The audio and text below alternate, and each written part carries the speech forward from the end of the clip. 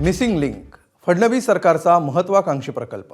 मात्र याच मिसिंग लिंकवर पहिल्याच पावसामध्ये दरड कोसळली आणि राज्याच्या राजकारणातही आरोपांची जोरदार दगडफेक सुरू झाली। मनसे अध्यक्ष राज ठाकरे आणि मुख्यमंत्र्यांची राजकारणापलीकडची मैत्री सर्वश्रुत आहे। मात्र आता हाच मिसिंग लिंक दोघांमध्ये दरी निर्माण करण्याचं काम करतोय। मुख्यमंत्र्यांच्या कालच्या विधानसभेतल्या निवेदनाचा राज ठाकरेंनी खरपूस समाचार घेतला। राज ठाकरे यांनी मुख्यमंत्र्यांचा चक्क एकेरी उल्लेख केला। केंद्राच्या कामांबाबत प्रश्न केला की देशद्रोही आणि मिसिंग लिंकविषयी प्रश्न केला की महाराष्ट्राचा अपमान, मग सत्ताधाऱ्यांना प्रश्न विचारायचे की नाही असा खडा सवाल राज ठाकरेंनी केलाय। बघूया या सगळ्याचा आढावा घेणारा हा स्पेशल रिपोर्ट। एक वेळ मला बोला, पण महाराष्ट्राचा अपमान मी सहन करणार नाही। वा रे वा, ते आमचे Nitin Gadkari transport minister. Petrol मध्ये इथेनॉल घातलं पाहिजे, मग ही गाडी कशी चालेल? आणि अरे पेट्रोलियम मंत्री बोलेल ना त्याच्यावरती। फडणवीसांपासून गडकरींपर्यंत आणि मिसिंग लिंक पासून ते राम मंदिरापर्यंत तमाम विषयांवर भाजपचा समाचार घेताना राज ठाकरेंमधला वक्ता पुन्हा एकदा खुलला। एक वेळ मला बोला, पण महाराष्ट्राचा अपमान मी सहन करणार नाही। वा रे वा, पेट्रोल मध्ये इथेनॉल घातलं पाहिजे, मग ही गाडी कशी चालेल? आणि निमित्त होतं महाराष्ट्र नवनिर्माण रेल्वे कामगार सेनेच्या 19व्या वर्धापन दिनाचं। मुंबईतल्या दादरमध्ये पार पडलेल्या या कार्यक्रमात राज ठाकरेंनी मुख्यमंत्र्यांच्या भाषेवरून त्यांच्यावर असा हल्लाबोल केला। मिसिंग लिंक प्रकरण हे उत्तम दर्जाचं ते काय कन्स्ट्रक्शन आहे वगैरे वगैरे सगळं झालं, आणि ह्याचं जर समजा कोणी राजकारण करत असेल, आम्ही बघून घेऊ त्याला। मुख्यमंत्री आहेस ना तू। यंदाच्या पावसात घडलेल्या प्रत्येक दुर्घटनेला नैसर्गिक आपत्ती म्हणण्याच्या सरकारच्या भूमिकेचाही त्यांनी चांगलाच समाचार घेतला। ते नैसर्गिक आहे, ती गोष्ट नैसर्गिक आहे, त्याच्यामध्ये राजकारण आणू नका, हे लक्षात ठेवा। हे उद्या तुम्ही विरोधी पक्षात जाल आणि ज्यावेळेला अशा काही घटना घडतील तेव्हा तुम्ही राजकारण करू नका। तुमचं सरकार आहे म्हणून सगळं नैसर्गिक, त्याच्यावर राजकारण करू नका, त्याच्यावर कोणी बोलायचं नाही। दुसऱ्या पक्षांची सरकार असली की हे यांचं राजकारण सुरू करणार, हा कुठचा प्रकार? मुख्यमंत्र्यांनी विधानसभेत केलेल्या भाषणातलं महाराष्ट्राच्या अपमानाबाबतचं वक्तव्य चांगलंच गाजलं होतं। त्यातून फडणवीस मांडू पाहत असलेला तर्क राज ठाकरेंनी खोडून काढताना फडणवीसांचीच नक्कल केली। देवेंद्र फडणवीसला शिव्या द्या, त्याला सवय आहे, शिव्या प्रूफ आहे मी। कारण जीवनात एकच गोष्ट शिकलो, आजपासून 10 वर्षांनी हे शिव्या देणारे दिसणार नाही, पण ती कनेक्टिंग लिंक असेल आणि देवेंद्र फडणवीसचं आणि एकनाथ शिंदेचं नाव असेल।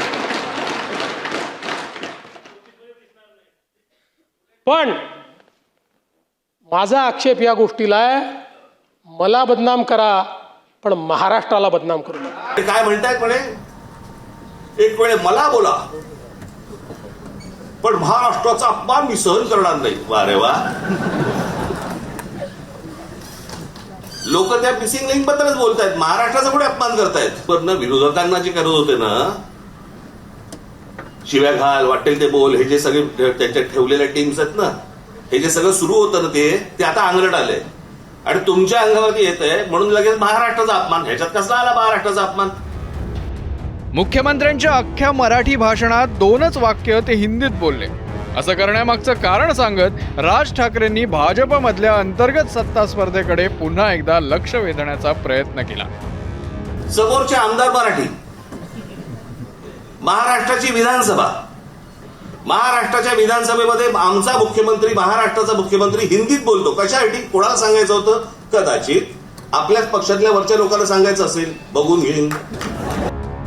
तर हिंदीवरून राज ठाकरेंनी केलेल्या टीकेला त्यांचेच एकेकाळचे आमदार आणि सध्या भाजपत असलेल्या राम कदमांनी प्रत्युत्तर दिलंय। जर कोणी आमिर खानच्या लग्नाला गेल्याच्या नंतर आमिर खानशी मराठीत आपण बोललो का आमिर खानशी हिंदीत बोललो, तर त्याच्यामुळे पूर्ण भाषणातल्या 2 ओळी हिंदीत आल्या, तर मराठीचा अभिमान आहेच आहे।